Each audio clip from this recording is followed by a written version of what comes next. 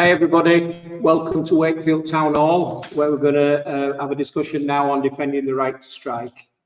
We've got a few guest speakers tonight. Just to let you know, we've got Gaz Jackson from RMT, we've got a speech coming from Orgreave Truth and Justice. Unfortunately, Chris can't be with us tonight, but she's sent us a statement. Then Louise Regan from EU is going to be speaking, followed by James Lewis, Fossil Free West Yorkshire and a Unison member, and then we're going to finish with Max Bonus from the Leeds encampment, a student.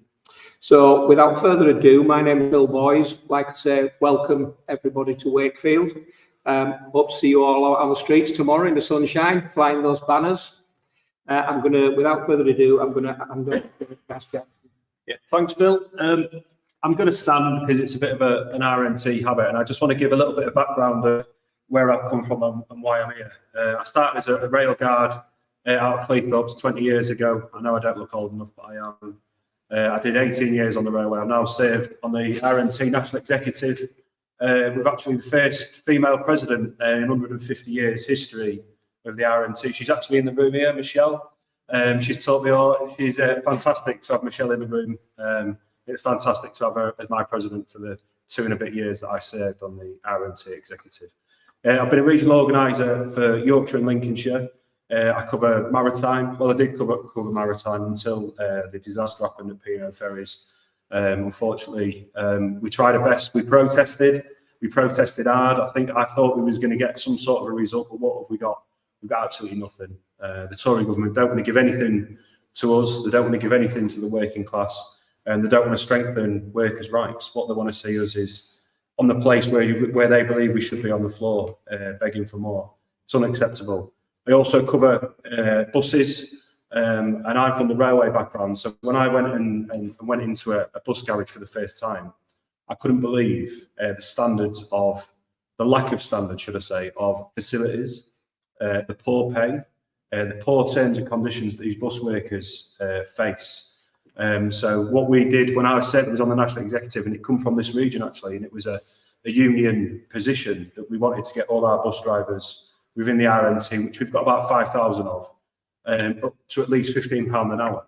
And in most places we've managed to do that. Some places a little bit more difficult, but we're trying to get them to what they deserve and trying to improve the terms and conditions and the facilities that they use, the mess rooms, the buses. We've seen bus fires across the country. There's something not quite right with the way that these buses are built. They're ultimately like a tinderbox. The engine gets hot, there's a spark, and they just set on fire and they just burn to the ground. And all that's left is the engine, because the rest is all plastic. And all you see is a bit of metal, some plastic melting around it. And that's, it's good that our members are on there and they know how to evacuate people properly and make sure the members of public and themselves are safe. And as you'll all know, we've had probably 3 years of industrial action on and off the RMT, fighting to keep our terms and conditions.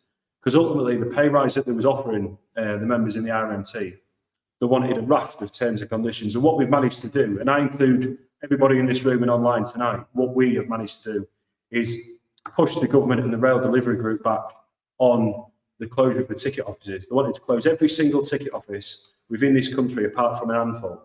It would have made the railway less safe, less accessible, and it's not going to bring your fares down. Like the Tory MPs were coming out on the television saying, if we get rid of the ticket offices, that means your tickets are going to be cheaper because we've not got as much expenditure.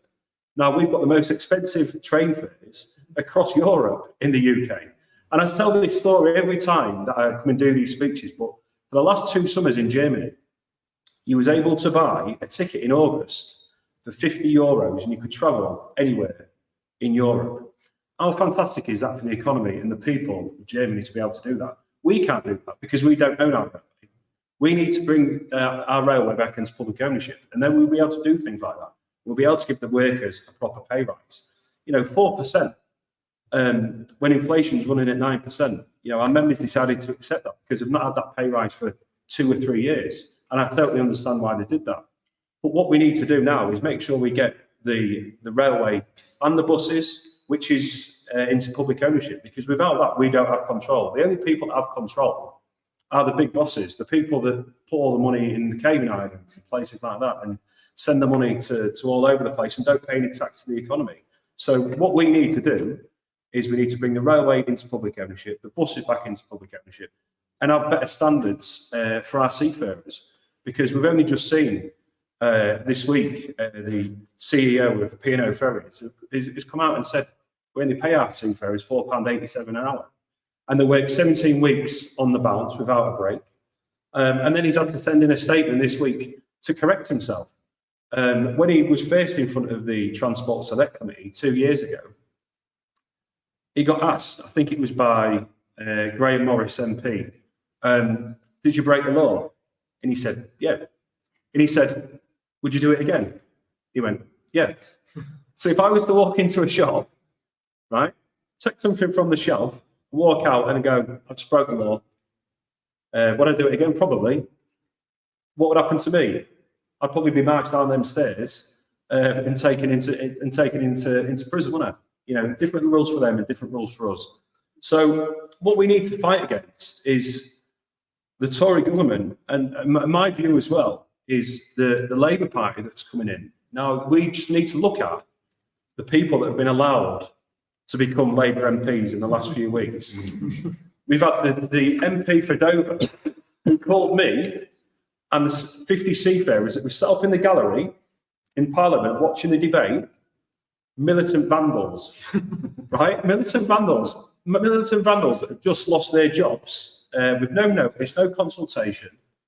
How is that? How can she be allowed to be a Labour MP when you've got people like Diane Abbott and Jeremy Corbyn that are probably never going to be allowed back in the Labour Party while Keir Starmer is the leader? It's unacceptable.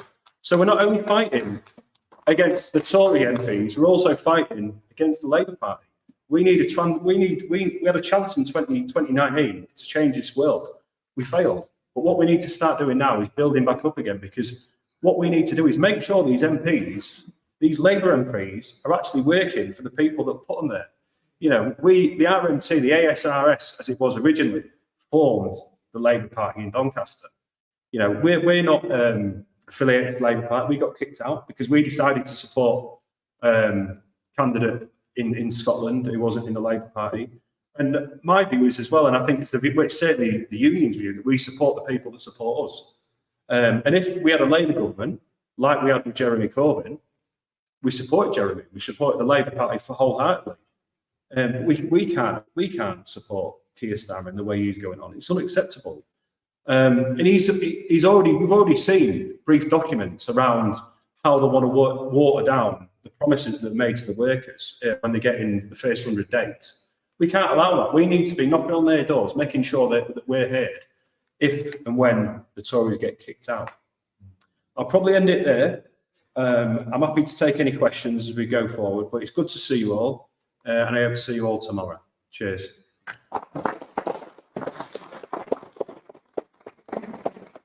Thank you, Gaz. What I'm going to do, if it's okay, we'll listen to all our speakers and then I'll open it up to the floor at the end for any questions. All right? What I'm going to do now is we've had apologies from Chris Peace from Orgreave Truth and Justice Campaign. Unfortunately, she's ill tonight and she can't join us. So what she's done is she's emailed me something that she'd just like to pass on to you all. So I'm sorry I can't deliver it with the same passion that I know Chris would if she was here, but I've always been given this. I'm so sorry not to be well enough to join you and speak tonight on behalf of the Orgreave Truth and Justice Campaign. I'm also sorry to miss Louise and Gaz's contributions and the Q&A to follow. It speaks volumes that we are having to defend the right to protest in our so-called democracy, and 40 years on from the miners' strike of 1984-85 and the atrocities of Orgreave and many other repeated incidents of state-ordered police violence during that year. The 18th of June 1984 was a day different to any other during the 84-85 miners' strike. Miners weren't stopped and turned away by the police at roadblocks, as had been happening. Instead, they were literally ushered into fields surrounding the Orgreave coking plant by the police. What was also different about that day was the vast numbers of police there, with 13 different police forces present, all assembled, all briefed to batter, and all done at a time without emails or electronic communications. Significantly, it was also a day different in terms of the extent of the police brutality and violence unleashed on those presented by a well-armed and pseudo-parliamentary trained, paramilitary trained police units. Police violence against minors, women against pit closures and supporters sadly became frequent occurrences up and down the country of the mining communities. Those that were at Orgreave that day, if they say they weren't terrified, they're lying. Next month marks the 40th anniversary of that day at Orgreave, and every one of us collectively needs to make the loudest possible demand for some kind of inquiry. We don't just need an inquiry to just set the record straight. This is, of course, essential to ensure that the false narrative that the miners were the violent ones, a lie that keeps getting repeated by today's mainstream media, is shattered once and for all.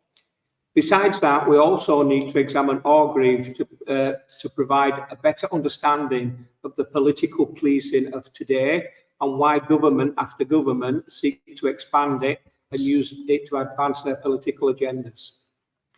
In the last 2 years alone, our rights to freely protest have dramatically decreased as the restrictions and powers of the police have increased with the passing of both the Police, Crime, Sentencing and Courts Act 2022 and the Public Order Act 2023.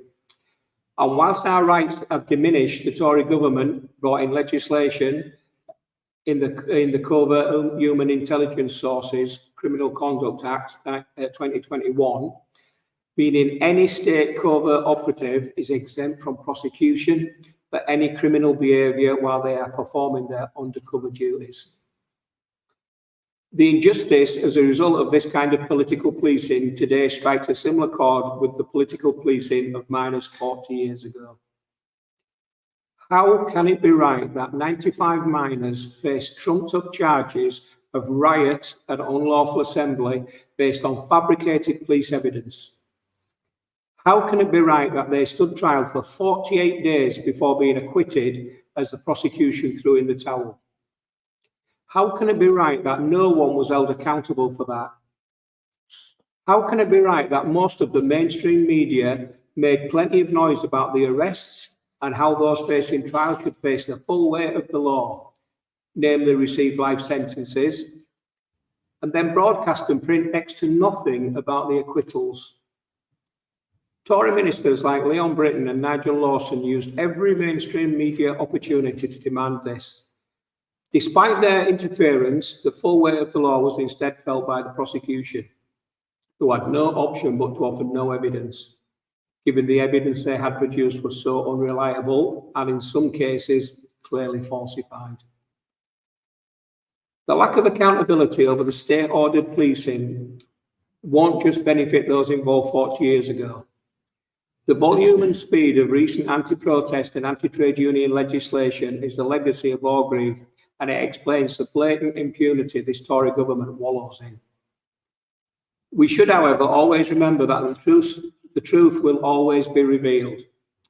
This happened with Hillsborough to some degree, and with Shrewsbury, and then last June, the interim report on the undercover policing inquiry, delivered by one of the most conservative judges in the country, Mittin, shone a light on the vile and shameful Metropolitan Police's Special Demonstration Squad. The undercover policing inquiry has recently started Tranche 2, hearing evidence of the SDS policing infiltration of trade unions, campaigning groups and individual activists between 1983 and 1992. And our campaign sends our solidarity to all sisters and brothers involved and to the National Union of Mine Workers who are a core participant in the inquiry. These comrades have never given up their fight for justice, and we stand with you.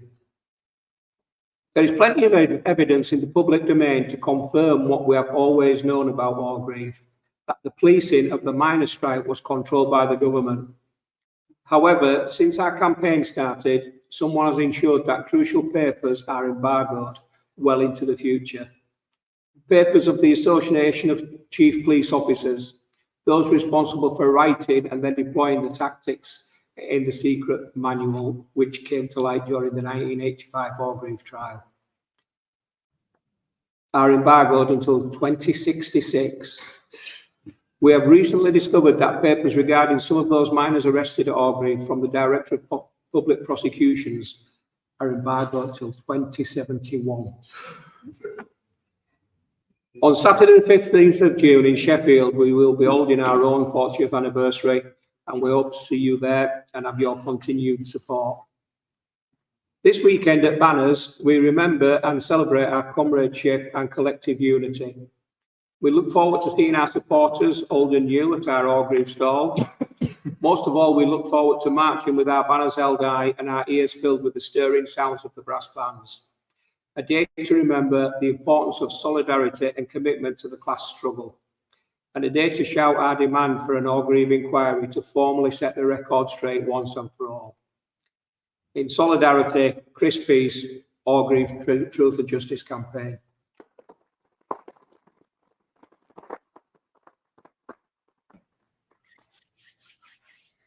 Thank you very much, Chris, and we hope you're feeling better very, very soon. I've no doubt you're watching online.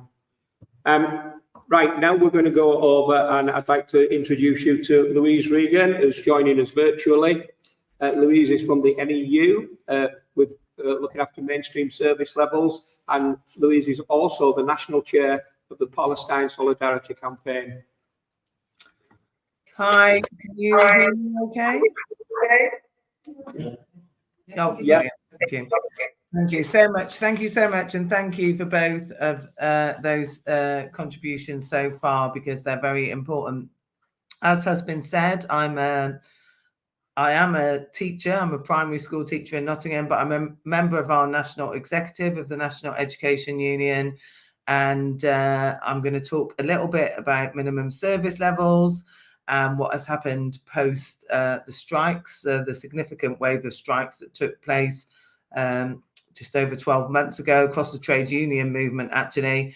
But as has been said, I am also the National Chair of PSC, and I will talk a little bit, the Palestine Solidarity Campaign, a little bit about the attempts to shut down our right to protest in terms of particularly what is happening at the moment in Gaza. So obviously, we are a very large education union. Just so for people that don't know our union, we have around 500,000 members now, the largest education union in Europe. And we had a number of significant growths in our membership. The first one was when we took in action during COVID, actually, when the government was proposing to reopen schools. At the point that we felt that was still not safe, and we organised a huge Zoom meeting with our members on a Sunday night in the Christmas holidays to ask them to challenge their employers and put in Section 44 notices around a health and safety issue around risk of life. And our members did that in their thousands, which forced the government to do a U-turn and to announce the following day that schools were not safe places, they were vectors of transmission, and the government were not going to force the schools to reopen, which had a huge impact actually for our members, and actually probably saved thousands of lives, I would say, in terms of what happened following that. But then following that, once schools had finally reopened, we launched a national ballot. The government said we would not beat the thresholds that they have set.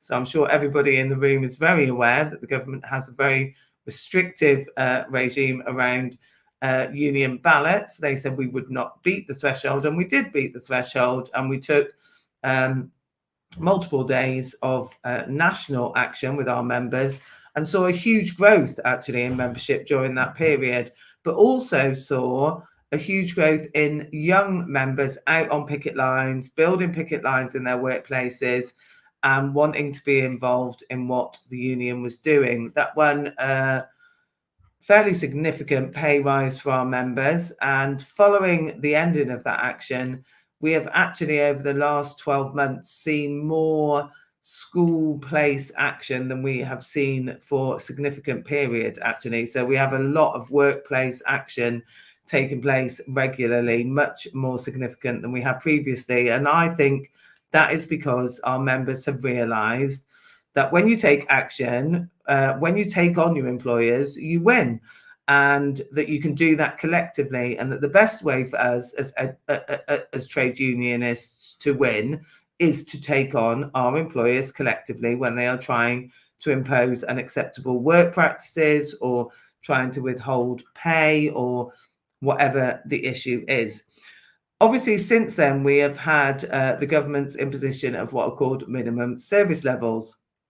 And for education, there has been quite stringent assessment of what those minimum service levels should be. So just so people are aware, what they are saying is that in education, if we take strike action, their expectation around minimum service levels, i.e. what we as members would have to provide, is that all primary children would be in school. Any child with special educational needs or disabilities would be in school. Any, what the government terms vulnerable pupils, we don't agree with that term because I don't think that follows a social model of disability practice, but it's a government term, vulnerable pupils. So that would be pupils with social care involvement or looked after pupils. And any people that, any young people that are in exam groups. So for anyone in the room that's an educator, parent, or knows anything about education, what you will know from that long list of things that we have to cover is that that means virtually everybody would have to be in school. So it's virtually an attempt to stop us taking any action. And obviously that is what the government wants. They don't want education workers to take action. And we will fight back against that. We already have a number of employers who have said they will not impose minimum service levels where we take action, and we will continue to push back on that. But actually, I think what's more important for people to recognise that if the government, you know, the government talks about minimum service levels, if they want a really good quality education system, then they should fund education. They should put investment into our education system. They should make sure that all of our special educational needs and pupils with disabilities have the support that they need. They should make sure that all of our staff in education get the right amount of pay so that they can afford to live without using food banks. They should reduce class sizes. They should scrap tuition fees. They should allow education to really be from, you know, from birth to retirement, free at the point of use, because that is what creates a healthy and educated, community and society. So that is what they should be doing. But of course, that isn't what they want to do because they don't want to invest in education. They want to, stop us doing the things that we want to do to protect and defend what we think should be a good quality, comprehensive education system. So that's where that is. Just briefly, because I'm aware I've spoken for quite a long time already, I apologise. Just in terms of our right to protest, I think there's huge attacks on us at the moment. And I, as chair of PSC, I would say this: what is happening in Gaza is the most horrific thing that I have witnessed in my lifetime. And I'm, an older person. But I have never witnessed anything like I'm witnessing now. The huge death rate, particularly the huge assault on women and children. So over 14,500 children have been killed since the start of this assault on Gaza. The absolute the absolute removal of the right for any humanitarian aid really to be allowed in, the destruction of hospitals, of the education system, and the fact that there's this view that somehow is some place in Gaza that is safe. There is no place in Gaza that is safe for the Palestinian people at all. And our government has really pushed back against the movement here in the UK, which has been really powerful, very strong. And what it has attempted to do is to call us hate marches, which they clearly aren't. I've been on every national demonstration. I've been on a huge amount of local demonstrations. There are no hate. There is no hate there. These are marches for peace and for justice, and we have to remember that. And we have to call the government out, but the government continues to attempt to shut us down and to stop people demonstrating. And actually, the student movement that we are now seeing, and I'm really looking forward to hearing from our student, is amazing, because our young people are recognizing what is happening, are saying that enough is enough, and that they will continue to speak out and won't be silenced. And actually, if you look at the horrific attacks on the American students, you can see what happens when people try and speak out against injustice. The weight of the government and the system around them tries to shut them down. And I think we have a duty as trade unionists, as socialists, as people that believe in justice and peace, to continue to speak out and to continue to fight for justice for the Palestinian people. And we do need a ceasefire. We do need humanitarian aid in. We do need funding reinstated. But actually, much more than that, we need a long-term peace and justice for the Palestinian people. They have suffered decades of oppression and dispossession. And I am overwhelmed, really, by the huge support that I have seen over the past 7 months, and huge applause to the student movement in this country who have really got behind this. But I think we have to continue to do everything that we can to support them. So I would say to anybody in the room, get along to one of your student demonstrations, get along to any demonstrations that are happening locally, continue to speak out, and do not allow yourself to be silenced.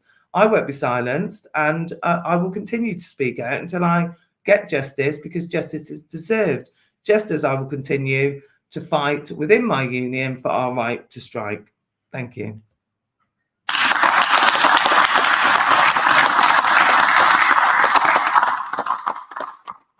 Thank you, Louise, for that contribution. Right, I'm going to move straight along now, and I'm going to introduce you to Jane Thrulis, who is from Fossil Free West Yorkshire and a Unison member. Welcome, Jane. Thank you. Oh, it's absolutely wonderful to be here and to hear these speeches. Just, makes me feel quite emotional, really. I'm here as a climate activist, and as you say, I'm a member of Fossil Free West Yorkshire. That's a campaign that's working to get the council-funded pension fund to divest from fossil fuels. So all the West Yorkshire councils are part of that fund. It's actually policy for all the 5 West Yorkshire councils that they divest from fossil fuels.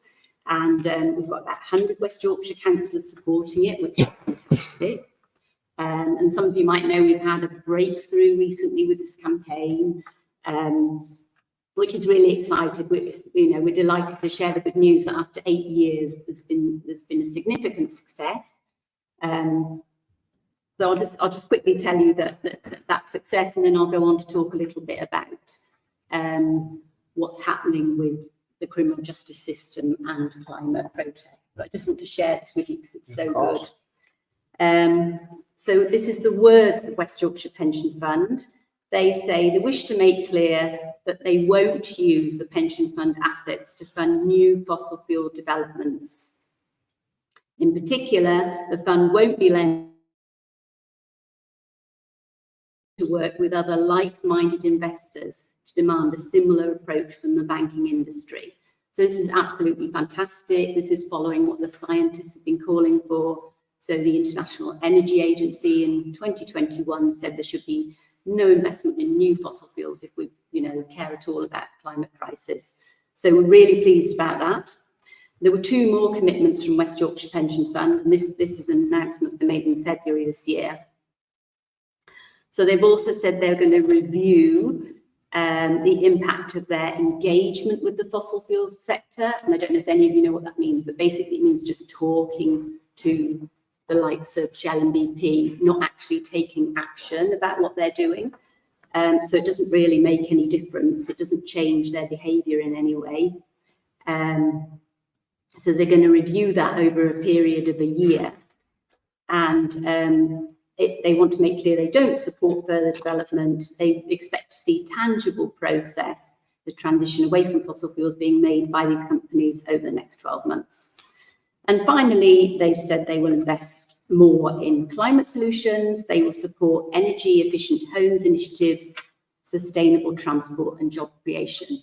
So this is what we've been campaigning for. So we're absolutely delighted. Obviously, we want them to divest completely from fossil fuels, but it's a significant step forward. And this is what we've seen in other big campaigns, that they've had this kind of a pause, and then it's gone on to divestment. So that's all really good news.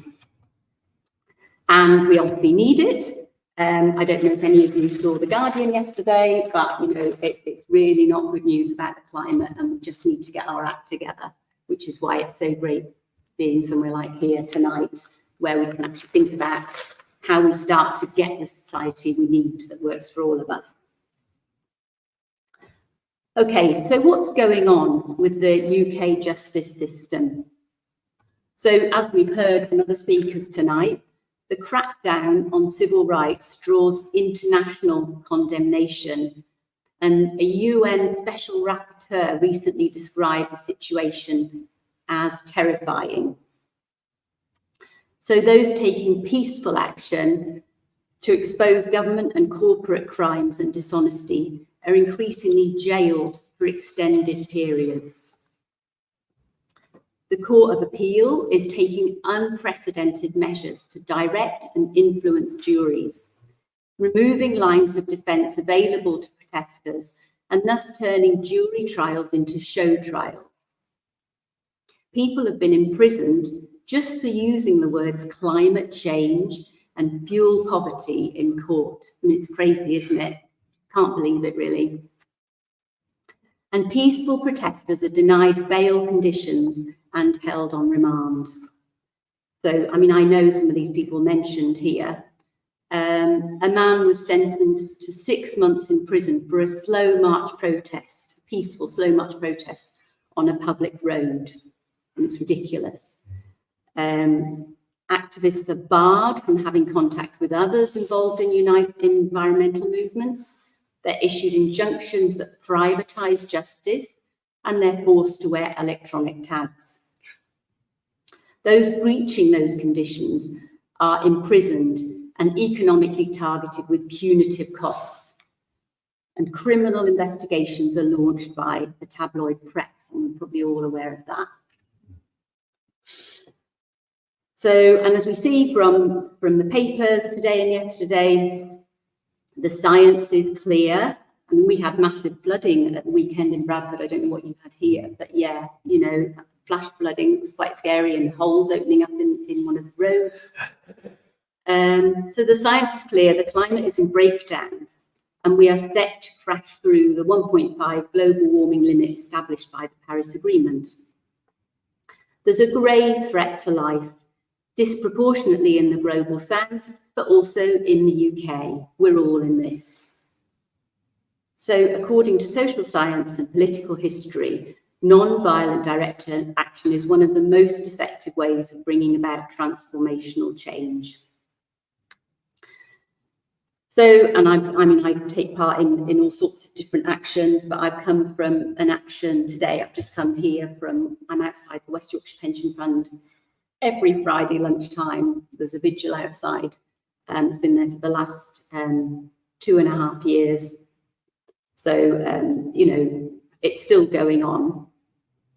Not been prosecuted for that yet, but hope not.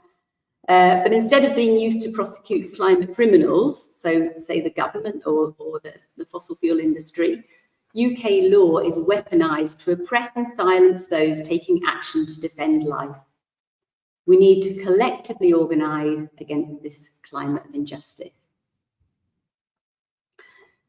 Yeah, and I think that's everything I wanted to say. So, yeah, thanks very much. Thanks for listening.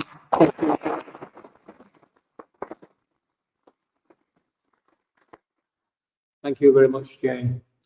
I'm going to move on now, and I'm going to introduce Max Bonus. Now, Max is a student and is part of the Leeds encampment, and I think it's really, really important that we did have a youthful voice on here tonight, so welcome, Max. Hello, I'm also going to stand up because I quite like it as well. Yeah, my name is Max. I'm a student, member of the Revolutionary Communist Party, and I'm really proud to be together with a broad coalition of student groups and activists to be in encampment currently. outside of Leeds University. The power of protest is clearly on display through this encampment movement. Starting in America, it is spread like wildfire. And we've already seen huge wins for certain universities. I think just yesterday or the day before, Trinity College in Dublin agreed to all of the demands of the students in encampment. And we've also seen huge repression, especially in America. But the effect that it has had is to merely pour huge amounts of gasoline onto the flames of this movement. And it's become stronger because of it.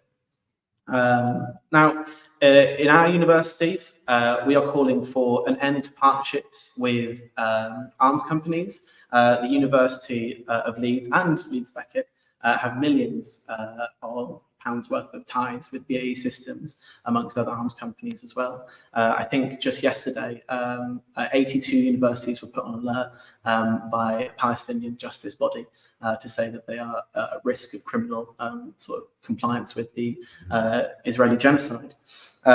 We are also calling for the university to stand with its students to put out a statement in solidarity with the Palestinian people to recognise the genocide, to have no war criminals on campus. I'm not sure if comrades are aware, but at the University of Leeds and Leeds Beckett, I think 6 or 7 other universities across Yorkshire, the Jewish chaplain that represents Jewish students there went and fought for the IDF for 3 months last year, and has been welcomed back by University of Leeds. I think Leeds Beckett banned him from their campus the other week. Now we think that's absolutely shameful. While he was there, he sent videos to students on WhatsApp groups that he was on of him in military garb talking about how Israel was doing the most rightful thing, essentially.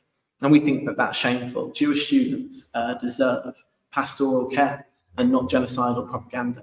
And so we demand that they cut their ties with him. Now, these demands echo a lot of the demands across the world. The students are coming together shoulder to shoulder. We want the same things. We want freedom for Palestine, and we want our universities to cut their ties with the Israeli war machine.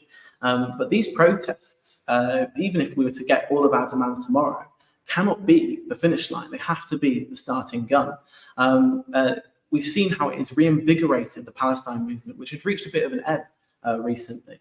And especially with the horrific invasion of Rafah, which is going to be a bloodbath. We desperately need this to spread out and take on a mass character, which is why it's so good to be here with so many trade union comrades, because this needs to spread into the workplaces.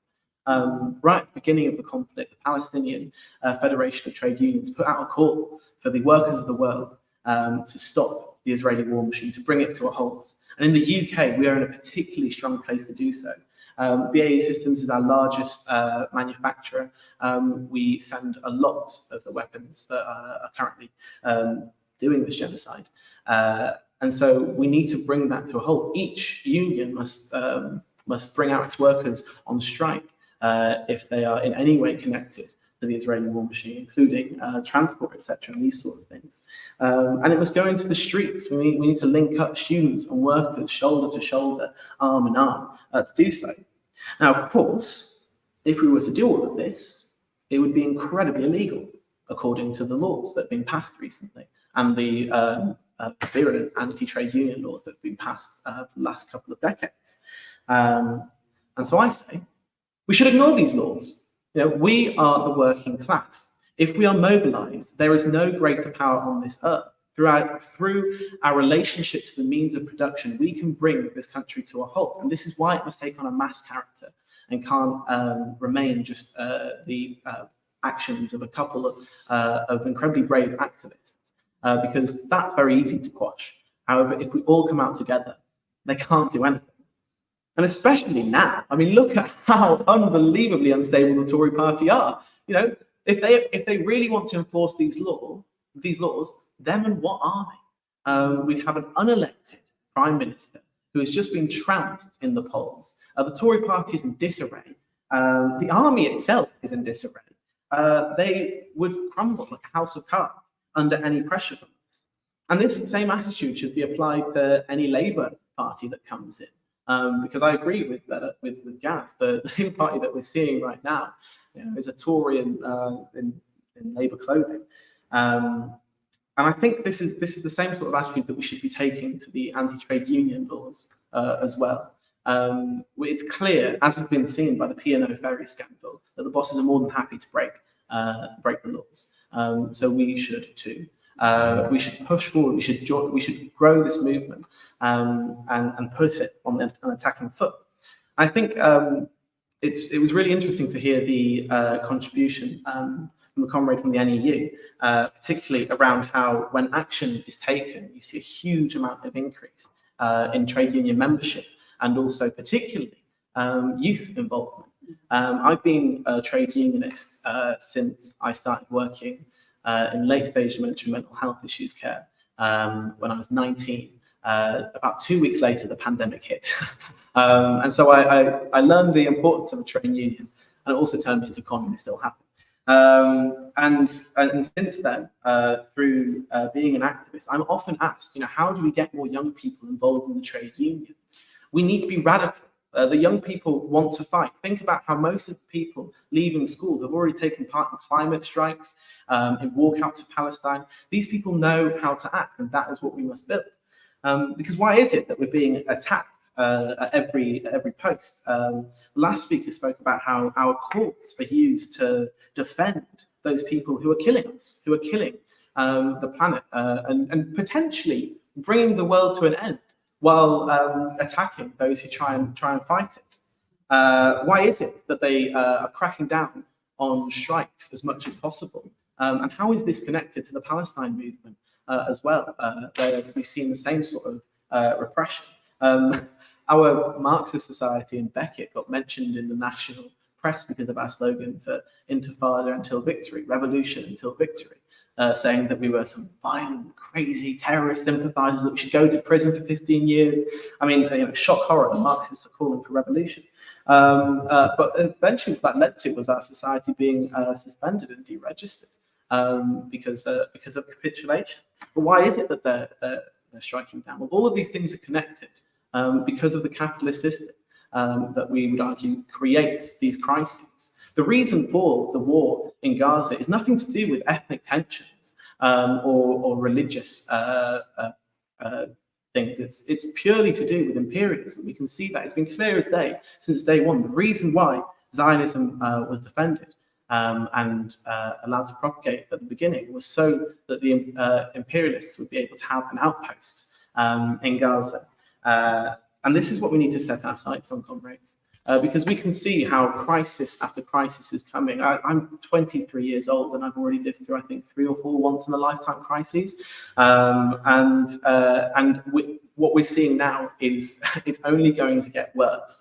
But I'm optimistic. I'm incredibly optimistic. I'm incredibly hopeful, alongside many other young people and many people who are engaging in this fight, because we can see through struggle, through joining together, through aiming to take power into our own hands.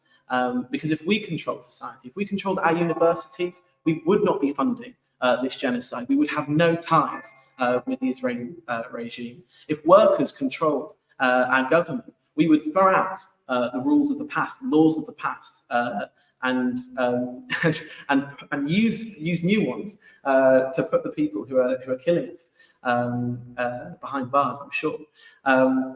If we come together, not just nationally but internationally, shoulder to shoulder, then we can overthrow the very system that breeds this subjugation, this division, and these horrors without end. And that is what I think we should look towards. We shouldn't look to win crumbs here and there. We shouldn't aim to get some conciliatory pay rise here or a slight increase in our rights there. If they aren't prepared to give us dignity, then we must take it. And that's what we're fighting for. And so I'd encourage everybody to come down, because that's the end goal. We're still starting. We're still at the starting point. So please do come down to the encampments. Raise it within your trade union branches. Bring down, these things need to grow. Take it into your workplaces. Because together we really do have a world to gain. Thank you, comrades.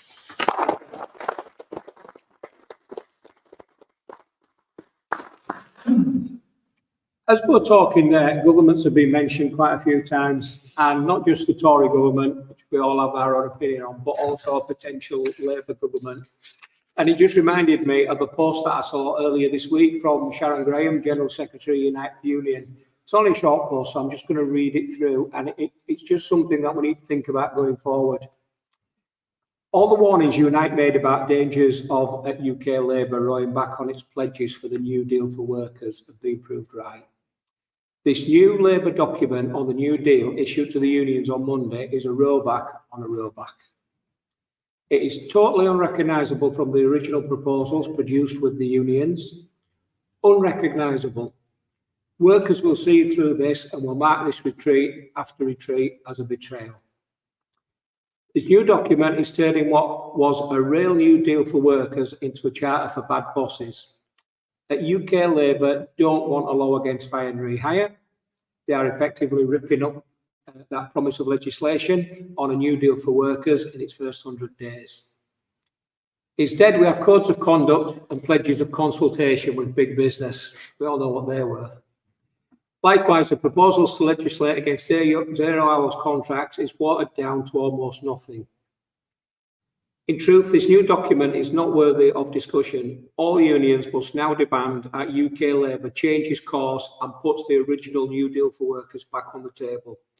And I think that's something that we all need to remember. It's important that we focus against the Tories, don't get me wrong, but we also need to focus and shape what's coming in after it as well. Because if it's not better, then what's the point? And like I mentioned earlier, with some of the people that we've seen join Labour Party, there's got to be questions asked. Yeah. Thank you very much to our contributors. I'm going to open the floor up now to questions. So what I'll ask you to do is just introduce yourself before you ask your question so we know who's talking. And I've already been asked for Sally. Yeah, okay. Retired member of the Education Union, 1 year and 10 days ago. And also member of the United Community. I have to say, I was born in May 1963, and my first month of school was May 68. And I hated school, I absolutely hated school. And my mother used to march me to school going, "You got my tooth." And I'm like, absolutely not. The beautiful thing for me, there was a new castle in Aberdeen where I used to live. It's opposite my own house. So there is a moment we just go, but I think the thing about this is a moment. This is a moment. And actually, to respect what we have, amazing days of action. I'll tell you about the lazy camp before lazy camp became lazy camp. Those young men, but there's been walk out after walk, week after week after week. And then I think it was 97 where there was a workplace action, and we did a call to the movement. And the movement did. Because outside the Parliament steps, and I wrote the night before someone said to me about taxi drivers, you go, yeah, right, that's what's going to happen. Taxi drivers are going to turn up. I believe when I see it. And then I'm looking for visual next picture. And then I'm done. I saw 9 taxis right. Luckily, being a teacher, I was in hunting with me, and being a boy, student, and we were cutting everyone and tying it around the taxi driver taxi. So as a student, had all this stuff about right to protest, I tell you, at the moment, you go, right, Mr. Policeman, we want to go that way. Oh God, give me 15 minutes, I'll close the road for you. What happened is, we went, and it was beautiful, we went, the students marched up, they marched down, and the taxi driver stopped. He left the taxi driver. Somebody said, "Can I join in?" And I went, "Yeah." He was the taxi driver, just random person in there. And we marched down to Beckett, where the RNT were there, along with a whole bunch of the unions. So the guys haven't come together. It's just we've got to keep it coming together. I'm very proud of the RNT. And I visited the way that you must get out, you must go, you must fix it. And the RNT met on Monday and donated £300 to the camp. Absolutely. Absolutely. So the question is, there is a question. What are you all doing on Wednesday? Because Wednesday is not the day. And Wednesday is that's not going to be happening. So at lunchtime, the students are having a rally. leave at their camp at 1 o'clock, and in the evening at 6 o'clock. Let's get there, let's hide in there. Because actually, at some point, we haven't seen it yet. Yes, I don't think people see the radio 4. There was a wonderful 10 past 8 That's painting, and I'll send you the link. Because it was beautiful in terms of describing what was going on and how it was going. Everybody said, you are ridiculous. It was there. And actually, at some point, they got those shelters, the university shelters in yesterday. Someone they may want to go for that camp, or they may want to go for that demonstration they're going for tomorrow, but it's an active. And that's what we're also doing. Last week, we had a meeting at the Boa, Church Boa, teacher. I'm going, really not a time to get to one. And that's the thing about tomorrow. Tomorrow, we raise up on a time day, we make sure wherever those tents are doing, wherever those demonstrations are, we are there, and we've got a beautiful land. And I've got the bunting to decorate for it. Thank you, Sarah. I think that question will for all of us to take away, so I'll open the floor for the next question, please. Well, I can't read that question. Thank you for the compliment for the RMT. I'm a random person in the RMT. You want to give yourself a random name? I've got a random name, it's called Sean. Welcome, My Sean. parents gave it to me. I'm going to question. So, I spent time in Palestine, and then Michelle, then the comrades spent time in Palestine.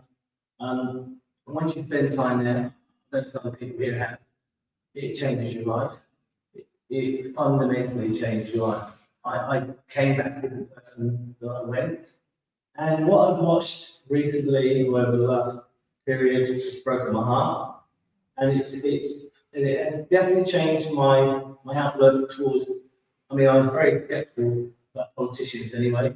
I spend a lot of time with politicians. Some good, some not so good. Obviously more not so good. So the question was fine. I'll put the question in there. The question is, we're now moving into a new era. And by the way, your inspiration, you're really good at 23. Far too good at 23.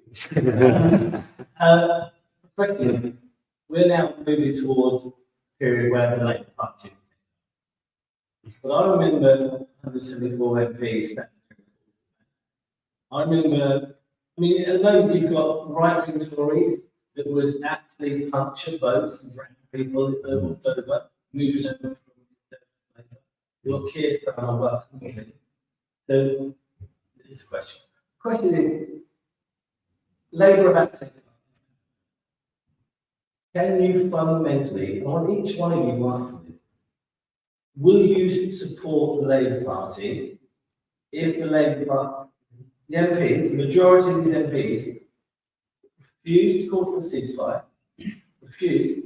I mean, I've started to agree. I'm not a problem. I mean, Cameron is lucky, I love it, and I know Cameron, but I've never voted Green before. But I vote Green now because I can't bring myself. Then we get that little bit sick in your throat. Every time I see Labour now on a voting paper, I was like, Green, can't vote Labour. I can't vote the party of my union moved a resolution over 100 years ago in Doncaster to actually form what became the Labour Party. My union has said, you are formed it. I can't vote for it now because of Gaza, because of what I'm watching, the hypocrisy. So trade unionists, I'm asking this question, are you going to support the Labour Party that refuse to call for a ceasefire and are willing to take anybody into the party to get power? Because I think, my personal view is, I think if Keir Starmer Labour Party no better, in fact, worse, I expect the Tory party to deliver into because they're Tories.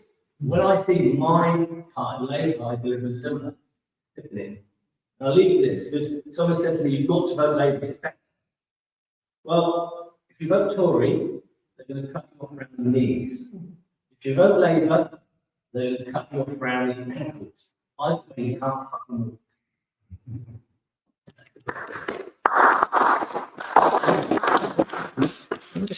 Steve?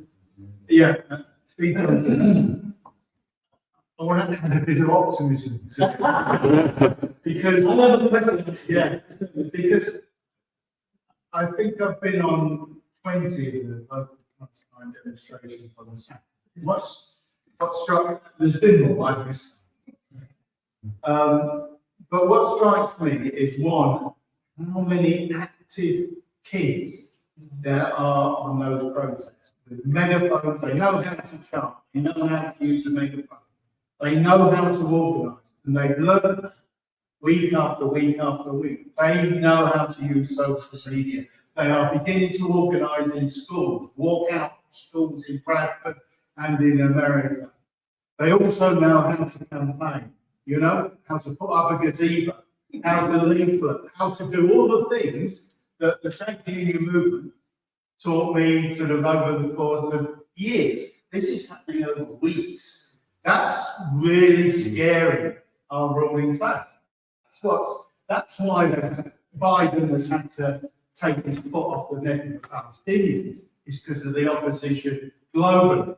And I do think, you know, the idea that somehow Starmer or even Corbyn, you know, is the solution. The solution is on the streets. That's what we said in '68. The solution is on the streets. You know, so I think the key activity that we need to do is link the organised trade union movement to the protest movements, not just Palestine, but also the climate change, you know, because it is a trade union. You know, I'm amazed we haven't had a demonstration about water. Renationalise, if we went on the streets in Wakefield next week and had a petition to renationalise the water, it would be overwhelming, wouldn't it? And that's only going to come from the grassroots. It's not going to come from Starmer or even the MPs. I think it is increasingly irrelevant, our parliament, increasingly irrelevant to ordinary people, and they're looking for other mechanisms by which they can change their lives, because their lives are becoming increasingly shit. And the younger you are, the increasingly that shit is piling up. Yeah. So I do think we have a duty, as old, have a duty to try and, you know, pass on our experience about the role of the law, the judiciary, the armed forces, the police, the trade union. We have a duty to pass it on to them, because we make mistakes, and it's important we do that. So Raise the Banners is brilliant because it is grassroots, because it is, you know, the speakers, the performers are all from ordinary working class families. And that's what we have to do, is come together, yeah, rank and file, and start changing the world. Because it's not going to be difficult if there's lots of them. That's the lesson of the Palestine movement. Actually, when you've got lots, where's the state? The state can't crush the Palestine movement at the moment. They haven't got enough prisons, they haven't got enough coppers, and they haven't got the will either. So, yeah, I'm optimistic, you know, I think it's great. Excuse me. One more question very quickly, because I think what's important here is not the old people teaching the new people, it's about the new people teaching the old people. And I think that's something we're forgetting on a day-to-day basis. And also where trade unions are, it's probably far too many than I wish to remember. But they're going to take us so far. And ultimately, and this young guy got it right, ultimately, it doesn't matter whether you're 23 or 63, I think there's got to be a point when you go, fuck this. That's basically it. Fuck this. I'm not having it. This is what I'm going to do. And people aren't going to like that. But the more people that take that attitude, the quicker we're going to get a result. Yeah. And sadly, trade unions are bound, because obviously they've got monies and profits and people's welfare to look after, so on and so on, that they can't make them harsh decisions. I think I'm going to say this as well. I don't think politics come into it when it comes to Palestine, because it comes about being human. And when you see the suffering of people that are defenseless, and these people are defenseless, and they're being held hostage by both sides, by the way. So the Israelis are killing them, and Hamas is killing them. These poor bastards in the middle are just fodder for them, and it breaks your heart. And well before this all kicked off, when you go and watch how they live, And so we're not talking about something that's new. We're talking about 75 years of repression for these individuals. When you go and visit and you can't walk through a street or drive through a road without having somebody that's got a pass that can get you through to visit different places and to get you to see people that actually live in these conditions, then you're never going to understand. And this country has never had that. That's what's wrong. We've never had it. The closest we've come was the miners' strike. And a lot of us sat back and went, oh, but my God, are we paying the price now? Because that's 40 years of hell for us. So it's now, as individuals, we say, stop it, fuck it, whatever we're going to do. But this is what we're going to do to stop it. Otherwise, the next 23-year-old that's sitting there is going to point the finger and blame us all that's in this room because we didn't do enough. That's the bottom line. And so it's them, it's the young people that have got to get out there, and it's your young people that have got to draw us in. Your speech was fantastic, mate, but it ain't going to save a life. It ain't. What's going to save a life is you making me turn up. You know, Manchester University out there now in their campus, aren't they? But it's making us turn up, it's making us want to be part of that. That's going to make the difference. It's people that can really motivate and get people involved and take them down. And if we all took one person with us, just one, and then when you took that person, the next person that you took brings somebody else, how quickly is that going to grow? And that's exactly what Tilly was saying. We can do it when we want to, but we've all got to want to, and we don't. That's the real issue here. We don't. Some of us sit in our cozy little houses on our safe little cities and think, oh, I'll maybe do it tomorrow. And tomorrow's not good enough anymore. Yeah.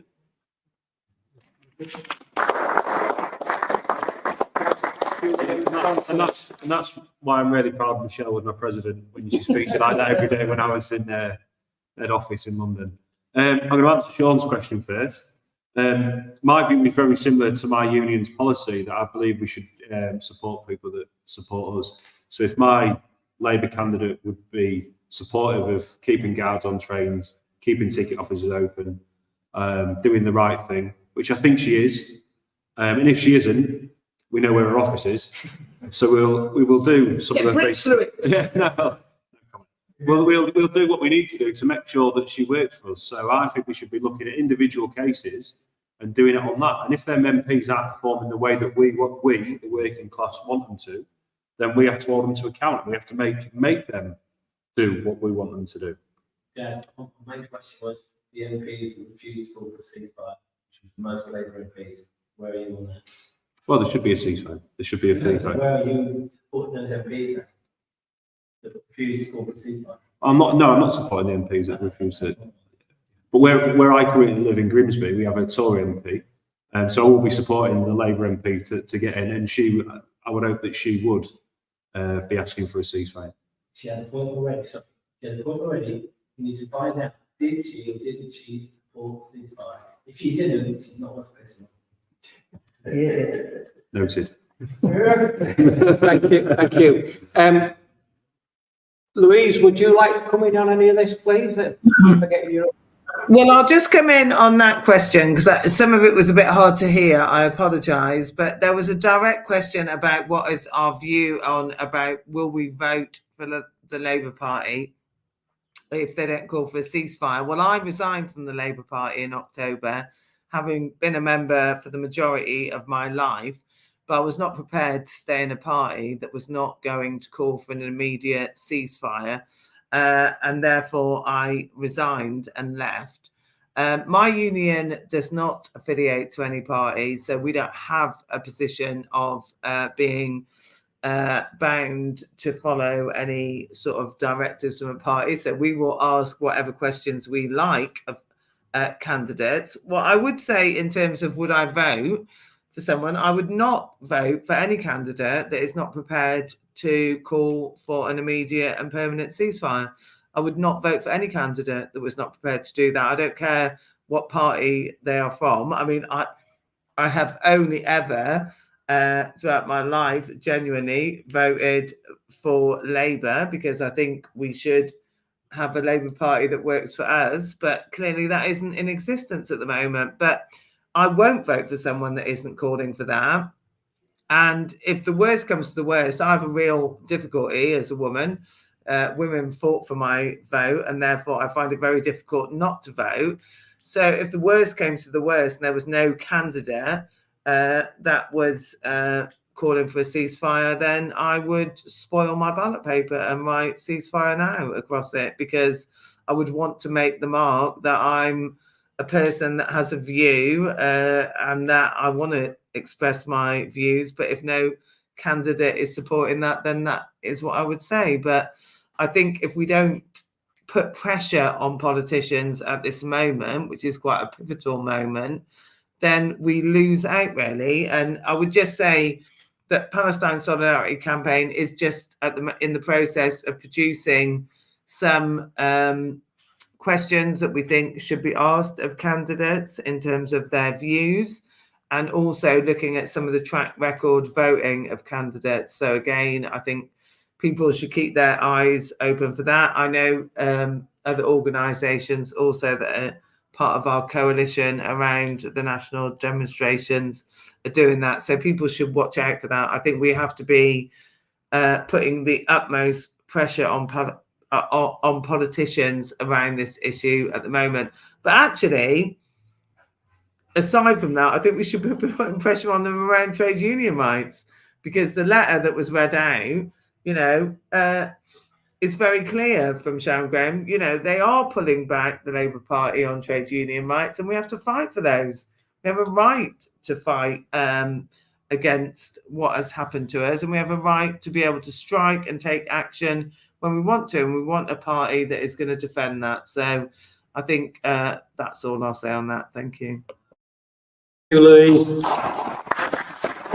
you like to come in, Jane? Yeah. So, I mean, I should say that this campaign, Possibly West Yorkshire, is not party political. So I'll be answering in a personal capacity. We do have a Conservative councillor who supports the campaign, which is really brilliant. So I suppose we were talking about this, and my partner's here, we were talking about this in the car on the way over. And I'm concerned that we could let in another Tory government, and actually an even more right-wing Tory government than we have at the moment.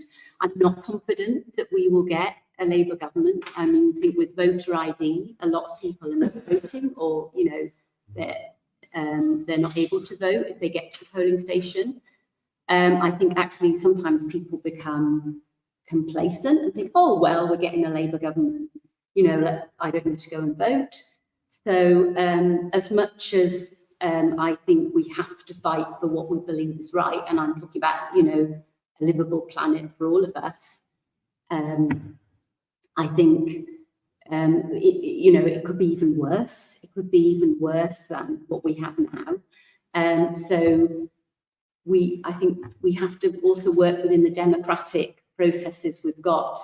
And I'm a great believer in having conversations and uncomfortable conversations. So I regularly talk to my MP. I think she's absolutely brilliant. Naz Shah, she did call for a ceasefire, and she lost her shadow cabinet position because she did that. But she listens to me, and she's changed her view over time on climate because we've had conversations. And like you, I think now is our time. We have to stand up. We have to fight like never before for the world that we could have and that we need. And just by saying it's almost easy, I think, to say we won't vote Labour. I think we have to make very difficult choices, and we keep fighting all the way along for that better world. I don't want another Tory government. That's what I'm saying. Thank you, Jane. From my own point of view, before I pass it on to Max, I'm in a very fortunate position because my MP and me, we share a lot of the same views. John Trickett's my MP. John's called for a ceasefire multiple times. John will be one of our keynote speakers tomorrow. So, yeah, I have to declare I will have no problem putting that cross in the Labour box. Max? Yeah, I think it's been an excellent discussion. I'd like to start on this point that was raised. I'll come right at the back. You're completely right. good speeches won't do anything unless it leads to the growth in the movement, which is why one of the main things that we've been doing is trying to grow it through phone banking, through door knocking, shout outs in busy areas, followed by flyering, but trying to make sure that everybody is aware that this thing is happening, that they are welcome, and that we want them down. And I'd just like to slightly push back on something that you said. You said bring one person. No, we want you to bring 5 people. And we want them to bring 5 people. And we want it to grow exponentially because it has to. It really does have to. And on this point of it being a human issue and not political, I understand that statement massively because of how just unbelievably horrific it is. But I think also our politics is unbelievably horrific at the moment. And within the Palestinian movement, we see, I think, and within its history, I think we see the answer to this crisis, which is within the first Intifada of 1987, when spontaneously, after the murder of, I believe it was 4 Palestinians by an Israeli truck driver, potentially an accident, we don't know, the Palestinian masses rose up and organized themselves through 40,000 self-organized committees of action. This was the most democratic movement of resistance that Palestine has ever seen. They organized through methods of general strike, tax revolts, organizing self-defense committees for the communities, which was responded to with the bone-breaking policy. It was truly a revolution, which is where the two-state solution came in. America, Israel, the West were terrified of the potential for this spark to light a flame within the Arab world, as we've seen is possible time and time again. And so it was waylaid. And I think this ties in as well to this the position put forward of that the solution is in the streets. I'm in agreement that we need to grow the movement in the streets. We need to get out there. We need to become unavoidable. But that alone will dissipate eventually. We've seen that time and time again. I think it's a crying shame that the Palestine movement has had to be organized by these brave activists, often individuals from the community popping up left, right, and centre, without the sustained support of the trade union movement. There has been some mention of individual trade unions coming out and supporting, and we really do appreciate that. However, where were the banners from the first week? Why weren't all of the membership encouraged to come out? We are the organised working class, and therefore we have to act as such. And this is why I'm a member of a revolutionary communist party. This is why I build in that way, because that is the solution that I see, that a movement in the streets has to be combined with an organised party that aims to overthrow the entire system itself. Because I lost all my hope in the parliamentary system when I worked in that care home. And when, after the first 2 weeks, after the first couple of weeks of COVID, you saw Keir Starmer coming out to support the Tories at every turn, and you thought, why aren't you bringing your fight? We are dying, and you're happy to hold their hands. So I don't particularly care about the Labour Party right now. I think they'll get in, and I think that will be a good thing because there might be some, small respite. But most importantly, we know that it will be a government of crisis. We know that the situation that they're going to be going in, some of the largest crises of capitalism that have ever been, means that there will be no reforms offered. It will be a government of counter-reforms. It will attack the working class, and that will teach us all a lesson. I think already from the Corbyn movement, we've learned that you can't overthrow the bosses nicely. And now we're seeing a huge increase in the trade union movement, which is excellent. And I think when Starmer gets in, it will really put the question of who should be in power, who should be in control, because it's clear that if we let the parliament do what it always has done, it will always be run by the ruling class. They've lost control of the Tory party because they've even managed to mess that up, and so now they're taking over the Labour Party, and that's why. And that's why I, alongside many other young people, have decided that revolution is the only answer. And on the point, just coming back to the point of the trade unions and the fact and whether or not enough is already being done, I remember a couple months ago seeing a post about the RMT apparently supporting the notion that they weren't going to transport anything to do with the Israeli war machine. Now, I don't know if that's happened because I haven't seen anything about it since. I would ask, has that happened? And I don't mean to put you on. No, obviously the intentions are there. I'm not sure whether it has happened locally. Yeah. I can't give you a definite answer. Yeah. No worries. But Yeah, so I'm aware that they've actually in dispute and been balloted, but we don't know where it's at because there's been no update on any RMT website yet. But funny enough, a member stuck something in a Facebook page we've got, which is the only reason I've been able to tell you what I've told you. So it's slow. And that can't be slow. We need that to happen now. We need that to happen not just in the RMT. We need to. There's been a couple of movements that have targeted arms factories that try and shut it down from the outside, which is incredibly brave, and I really do appreciate the activists who are doing so. But we need to shut it down from the inside. We need to get to the workers. We need to be looking at things like the Lewisham plan, where why are we producing so many bombs? They don't do anything. When there is a healthcare crisis in this country, we should be coming together as the workers to put those resources to good use. And so, yeah, that's what I fought for. I have no hope in the Parliament, and I don't think many young people do either. But I think that's only a good thing. Thank you, Max. Right, because of time, I'm going to have to wrap it up, I'm afraid, but I'd like to say a big thank you to all our speakers, to Gaz, Louise, Jane and Max. Thank you very much for your time and your contribution. It's greatly appreciated. Thank you very much to you all as well for your participation in this, because it's conversation from the floor that makes these events interesting. And I'd just like to say, I'm immensely proud to be a joint chairman of with Banners LDI, who's put all this together. But it's not the chairman that put it together. We're just the figureheads. I'd like to say a special thank you to Catherine for organising and the other events that we've had over the previous few weeks. And I think it's good that Banners isn't just a demonstration on the street.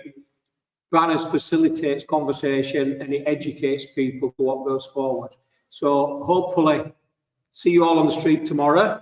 Might even see a few of you at Red Shed in about half an hour's time for yet another fringe event.